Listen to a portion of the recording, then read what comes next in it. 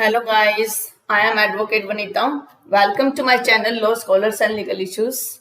I hope you are fine. आज जो है हम एक नया सब्जेक्ट स्टार्ट करने जा रहे हैं। ये सब्जेक्ट स्पेशली डिमांड किया गया है और ये सब्जेक्ट इसलिए स्टार्ट किया जा रहा है कि जो स्टूडेंट्स एलएलबी कर रहे हैं उनके लिए ये काफ़ी हेल्पफुल हो सकता है और साथ के साथ जो किसी कंपटीशन की तैयारी कर रहे हैं उनके लिए भी ये सब्जेक्ट बहुत हेल्प करता है, क्योंकि एविडेंस एक्ट एक ऐसा सब्जेक्ट है जो न केवल सिविल बल्कि क्रिमिनल मैटर्स में भी काफ़ी इंपॉर्टेंट रोल निभाता है। सबसे पहले इसके ऑब्जेक्ट को समझते हैं और ऑब्जेक्ट को समझने के साथ साथ हम इसके बेसिक फीचर्स को भी डिस्कस करेंगे। देखिए, जो ऑब्जेक्ट है किसी भी जुडिशियल इन्वेस्टिगेशन का, इन्वेस्टिगेशन क्या होती है, इन्वेस्टिगेशन की डेफिनेशन सीआरपीसी में दी गई है। उसके अकॉर्डिंग इन्वेस्टिगेशन वो चीज होती है जिसके अंदर पुलिस ऑफिसर उसे इन्वेस्टिगेट करता है मैटर को और उसमें कलेक्शन ऑफ एविडेंसेस करता है। अब ठीक है, कलेक्शन ऑफ एविडेंसेस की बात आ जाती है कि कलेक्शन तो हो रहे हैं एविडेंसेस की, बट क्या एक्चुअली जो एविडेंस पुलिस कलेक्ट करती है वही एविडेंस की कैटेगरी में आएगा? इसको हम आगे थोड़ा डिस्कस करेंगे। ये कह रहे हैं कि जो ऑब्जेक्ट है किसी भी जुडिशियल इन्वेस्टिगेशन का इज एनफोर्समेंट ऑफ सब राइट। जब आप कोई भी इन्वेस्टिगेशन करते हो तो उसका सबसे पहला ऑब्जेक्ट यही होता है, सबसे पहला उद्देश्य यही होता है कि कुछ राइट्स है उन्हें हमें एनफोर्स करवाना है और लाइबिलिटी या आपकी कोई जिम्मेवारी है उनको एनफोर्स करवाना है, which invariably depends upon certain facts. Invariably बिना किसी टर्म के उसे डिपेंड माना जाता है कि कुछ विशेष सर्टन निश्चित जो फैक्ट है उन फैक्ट के आधार पर ही वो इन्वेस्टिगेशन होगा और कुछ राइट्स और लाइबिलिटीज को क्लेम किया जा सकता है। जो लॉ ऑफ एविडेंस है is a system of rules for ascertaining the controverted questions of facts. कुछ ऐसे रूल्स हैं जो असर्टन करेंगे, जो डिसाइड करेंगे कि जो क्वेश्चन ऑफ फैक्ट क्या होता है, किसी भी फैक्ट से रिलेटेड, किसी भी तथ्य से संबंधित कोई भी विवाद है, कंट्रोवर्टेड कोई भी ऐसा विवाद है जिसके अंदर जुडिशियल इंक्वायरीज की जाती है, उसे क्या बोला जाता है, एविडेंस जो है वो प्रिवेल करेगा वहां पर। अगर आगे हम पढ़ें तो law of evidence bears the same relation to a judicial investigation as logical और रीजनिंग। जब आप एविडेंस को पढ़ते हो और समझते हो तो ये रिलेट करता है, इसका संबंध है जुडिशियल इन्वेस्टिगेशन से, चाहे वो लॉजिक के बेस पर हो चाहे वो रीजन के बेस पर हो। The law of evidence is basically procedural. अब बात आ जाती है कि लॉ ऑफ एविडेंस जो है बेसिकली प्रोसीजरल है और इसे एडजेक्टिव भी कहा गया है and does not affect substantive rights of parties. पर ये पार्टीज के सब्सटेंटिव राइट को अफेक्ट नहीं करता। However it has overtones of substantive law. हालांकि इसके अंदर कुछ तथ्य जो है सब्सटेंटिव लॉ के होते हैं। इसको कंटिन्यू करने से पहले मैं आपके साथ कुछ टर्म डिस्कस करूंगी। आज का जो हमारा ये लेक्चर है, ये लेक्चर सिर्फ एक इंट्रोडक्टरी क्लास है आपकी। हो सकता है इसमें सब्जेक्ट के पॉइंट ऑफ व्यू मैं कुछ ना करवाऊं, सिलेबस के पॉइंट ऑफ व्यू कुछ ना चले, लेकिन उससे पहले एविडेंस एक्ट का मेन जो ऑब्जेक्ट है, मेन जो इसके कंसिडरेशन फैक्ट्स हैं उनको हम थोड़ा सा समझ लेते हैं। देखिए, यहाँ पर यूज हो रहा है वर्ड सब्सटेंटिव और प्रोसीजरल लॉ। वो क्या है उसके बारे में थोड़ा सा समझ लेते हैं। There are basically two types of law. दो प्रकार के लॉज होते हैं।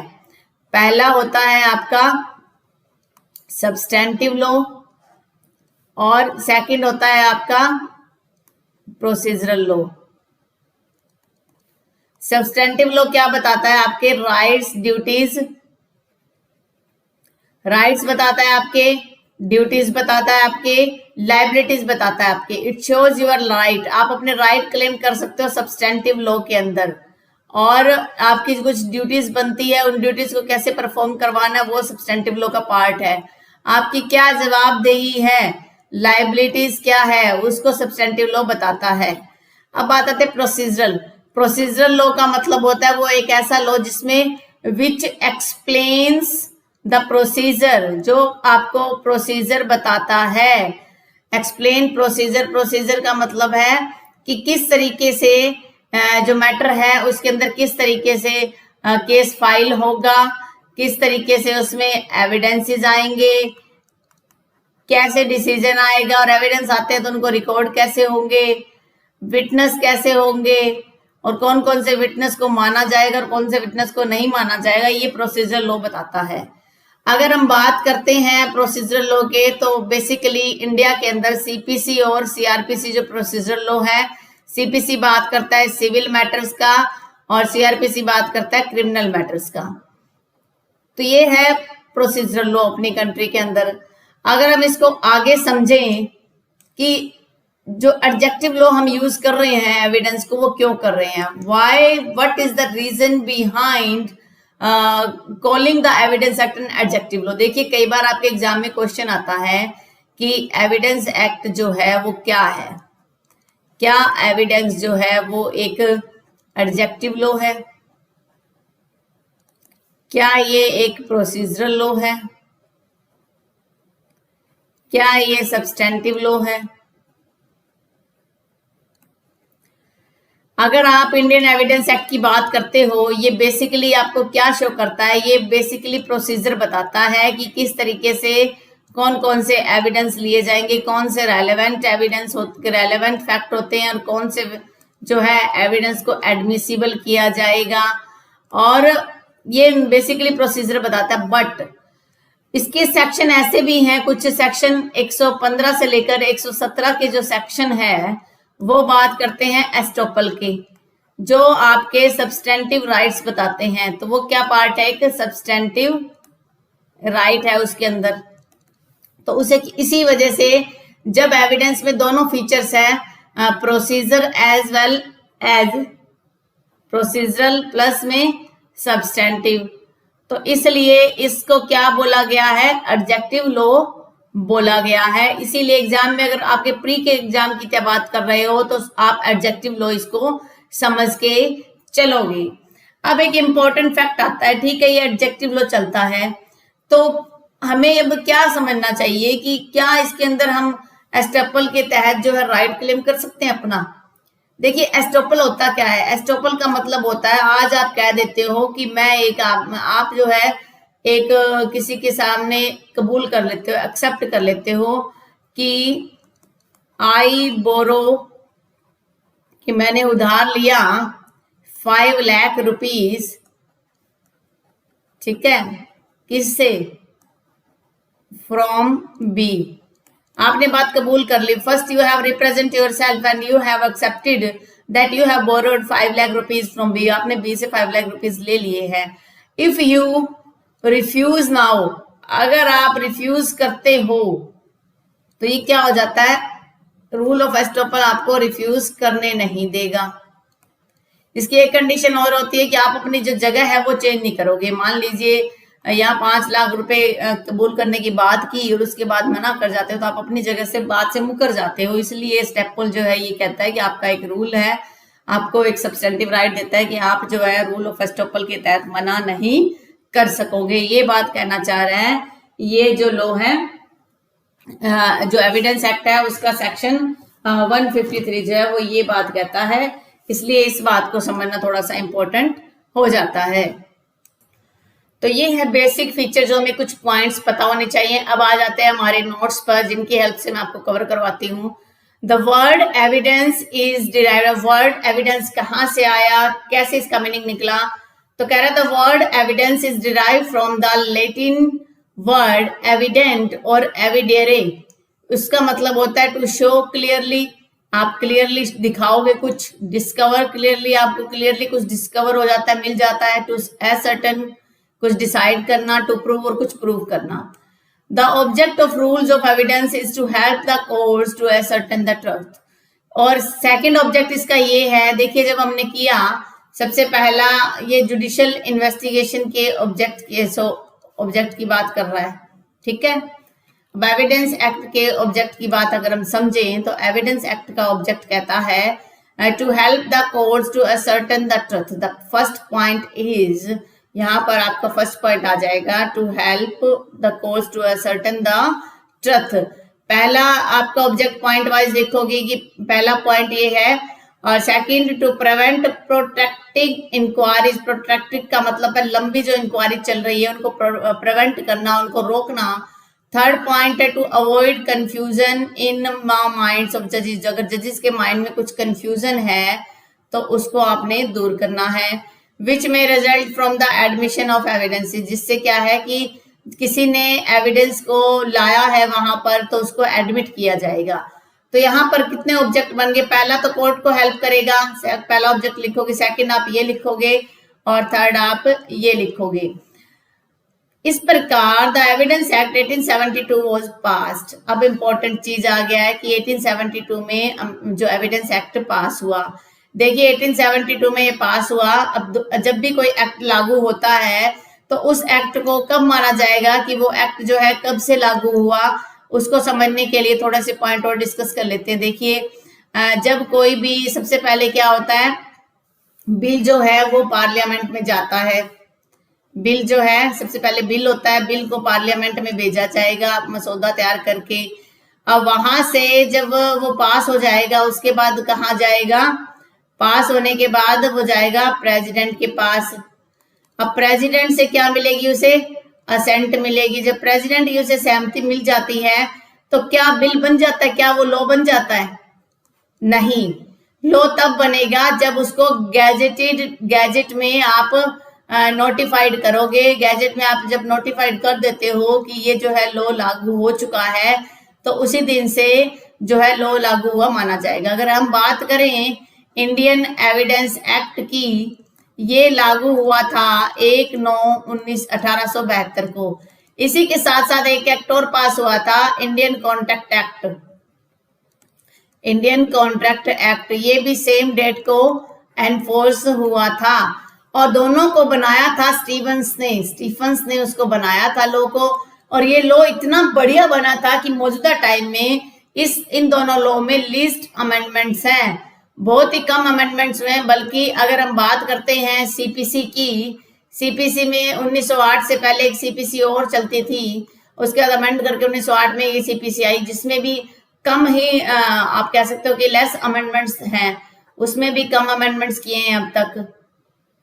फिर हमारे जो आजाद भारत के अंदर क्या हुआ, पहले 1898 की जो है सीआरपीसी चलती थी, उसको चेंज करके 1973 में सीआरपीसी आई नई वाली।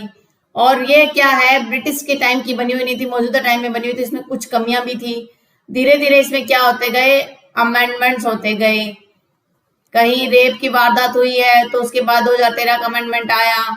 फिर JNK में कठुआ गैंग रेप की बात हुई, उसके बाद बच्चियों के लिए रेप के रिगार्डिंग अमेंडमेंट्स आए। तो सीआरपीसी में भी हुआ और आईपीसी में भी हुआ और एविडेंस में भी हुआ।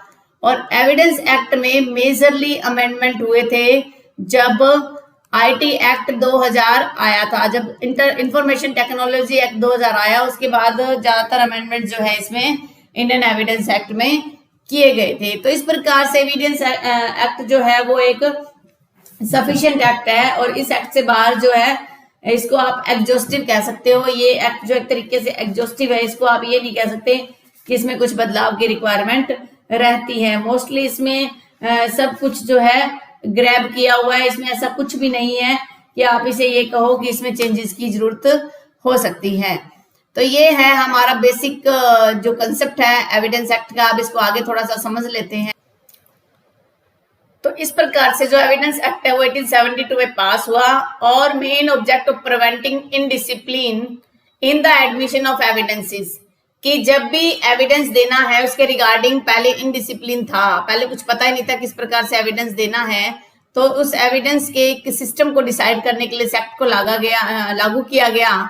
एनेक्टिंग a correct and uniform rule of practice, जिससे क्या है कि यूनिफॉर्म रूल जो है प्रैक्टिस का लागू किया गया कि सभी के ऊपर एक जैसा रूल अप्लाई होगा। There are three main principles which underlines the law of evidence. Evidence के तीन basic principles होते हैं। The first one is evidence must be confined to the matter in issue, कि जो भी आप evidence दोगे वो आपके confined होंगे, वो limited होंगे कि आपको matter in issue से related ही देना है। जो issue है उसी से related आप क्या करोगे, evidence दोगे।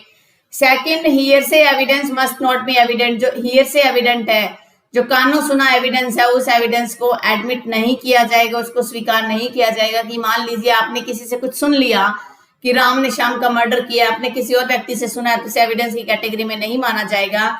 हालांकि हियरसे एविडेंस के कुछ क्या हैं, एक्सेप्शंस भी हैं। वो जब अलग से हम उस टॉपिक को डिस्कस करेंगे हियरसे एविडेंस का, उस टाइम आप उसे डिस्कस कर लेना, उसे मैं समझा दूंगी आपको। नेक्स्ट है the best evidence must be given in all cases. हर एक केस में जो बेस्ट एविडेंस होगा उसे हमें डिस्कस करना होगा। बेस्ट एविडेंस कौन सा है, जैसे डायरेक्ट एविडेंस हो गया, उस प्रकार के एविडेंस को आपने जो है कवर करना होगा, उस प्रकार के एविडेंस को ये आपने लेकर चलना होगा। तो ये है बेसिक जो फंडा है। उसके बाद एक नेक्स्ट टर्म और यूज कर लेते हैं, लेक्स फोरी क्या होती है। लेक्स फोरी, ये जो लॉ ऑफ एविडेंस है, ये किसको बताता है, लेक्स फोरी को बताता है। लेक्स फोरी का मतलब लॉ ऑफ फॉर्म क्या है, फॉर्म का मतलब कोर्ट, कि कोर्ट में किस प्रकार से केस को ट्राई किया जाएगा, किस प्रकार से केस चलेगा, वो system law of form decide करेगी, उसे लेक्स फोरी बोला जाता है। जो एविडेंस एक्ट है ये पूरी तरह से लेक्स फोरी पर बेस्ड है। Whether a witness is competent और नॉट, चाहे एक विटनेस योग्य है या नहीं है। Whether a certain matter requires to be proved by writing, या कोई एक मैटर है, कोई एक मामला है, उसको राइटिंग में प्रूव करना जरूरी है या नहीं है। Whether certain evidence proves a certain fact और नॉट, क्या कुछ फैक्ट्स को प्रूव करने के बाद ही आपका एविडेंस तैयार होगा या नहीं होगा। Are to be determined by the law of the country, ये उसी हिसाब से डिसाइड होते हैं जिस प्रकार से आपकी कंट्री का लॉ है।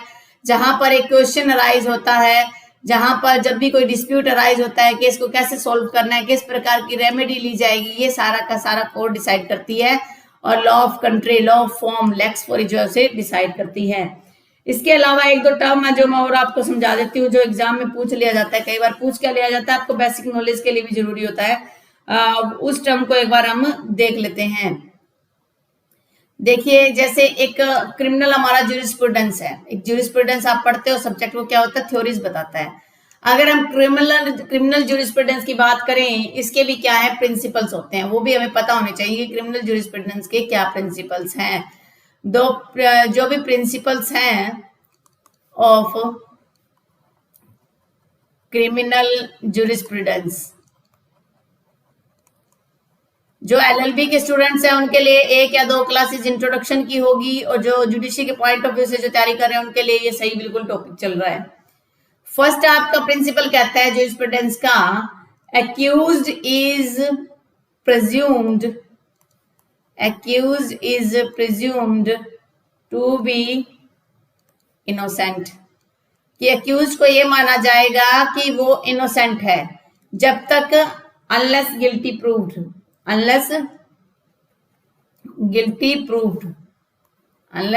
guilty या guilty proved। कोई भी एक्यूज है, कोई भी आरोपी, उसको तब तक आप दोषी ही नहीं कह सकते जब तक कि उसके खिलाफ दोष साबित ना हो जाए, पहला टर्म। तभी हमारे देश के अंदर जो सिस्टम है उसमें जो भी पुलिस ऑफिसर जब इन्वेस्टिगेट करता है मैटर को, तो सारे के सारे जो एविडेंसेस कलेक्ट करता है वो एक्यूज के अगेंस्ट करता है कि उसको प्रूव गिल्टी करें, उसके बाद ही उसको दोषी माना जाएगा। सेकंड प्रिंसिपल कहता है, prosecution has prove the case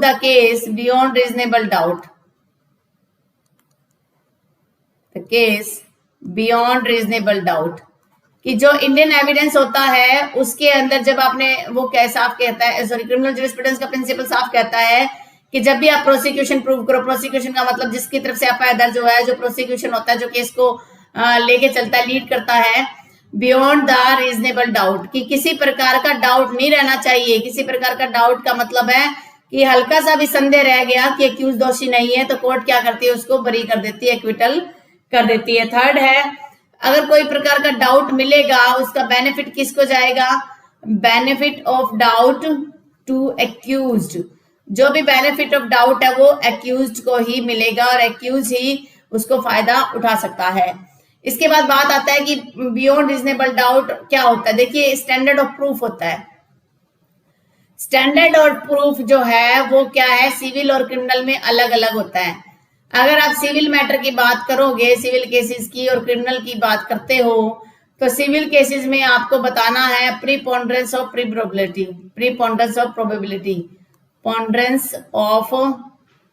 probability. ये कहता है कि आपने थोड़े से एविडेंस भी आप दे देते हो, संभावना के आधार पर जो है आपका फैसला आपके फेवर में आ जाता है। ये है प्रीपोंडरेंस ऑफ प्रोबेबिलिटी। अगर सिविल सूट के अंदर मान लो आपने लिमिटेड से भी एविडेंस दे दिए तो उसको भी आप उसके बेस पर केस दे सकते हो, बट क्रिमिनल में आपको बियॉन्ड रीजनेबल डाउट जो है सिद्ध करना पड़ता है। बियॉन्ड रीजनेबल डाउट, कि एक प्रकार का भी संदेह नहीं रहना चाहिए किसी भी केस को लीड करते हुए। अगर 1% भी डाउट रह गया कि ये क्राइम जो एक्यूज ने नहीं किया है तो उस बेस पर कोर्ट उसे एक्विटल कर देगी, उसको बरी कर देगी। तो ये है बेसिक कंसेप्ट जो आज की क्लास में हम कवर करेंगे। नेक्स्ट क्लास के अंदर हम नेक्स्ट टॉपिक डिस्कस करेंगे कि ये जो है एप्लीकेशन कहाँ पर होता है एक्ट और कैसे इसको डील करेंगे। इसके अलावा ये जो एक्ट होता है ये एक एग्जॉस्टिव एक्ट है, क्योंकि जब आप प्रेम्बल देखते हो तो उसमें साफ तौर पे कहा गया है कि जो एक्ट है वो एग्जॉस्टिव है। इंडियन एविडेंस एग्जॉस्टिव है। ये कैसे पता चलेगा? ये प्रेम्बल से पता चलेगा। प्रेम्बल कहाँ होती है किसी भी एक्ट की, वो हम थोड़ा सा आप देख लेते हैं, उसके बाद हम आज का लेक्चर जो है वो इसको यहीं पर रिमूव करेंगे, यहीं पर इसको स्टॉप करेंगे।